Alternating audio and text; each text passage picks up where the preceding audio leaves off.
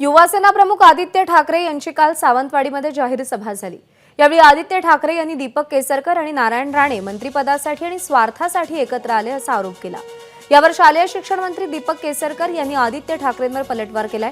आदित्य ठाकरे यांना कमी वयात मंत्रिपद मिळालं तरी त्यांनी ते मंत्रिपद त्यांना कोकणच्या जनतेसाठी वापरलं नाही, अशी प्रतिक्रिया दीपक केसरकर यांनी दिली आहे।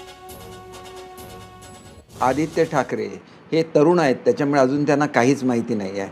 त्यांना अगदी तरुण वयामध्ये मंत्री केलं म्हणून त्यांना मंत्रिपदाचा वापर हे ते महाराष्ट्राच्या आणि विशेषतः कोकणाच्या जनतेसाठी अजिबात करू शकले नाहीत। आमची मंत्रिपदं ही जनतेची मंत्रिपदं असतात आणि आम्ही कायम भांडत राहावं आणि कोकण विकासापासून वंचित राहावा अशी तुमची इच्छा असणं स्वाभाविक आहे, कारण तुम्हाला कोकणाशी देणं घेणं काय नाही। ही राजकीय पोळी भाजण्याचा आता विसरा। कोकणची जनता आता विकासाच्या दृष्टीने वाटचाल करते आणि त्याच्यामध्ये कृपया येऊ नका। एबीपी माझा, उघडा डोळे बघा नीट।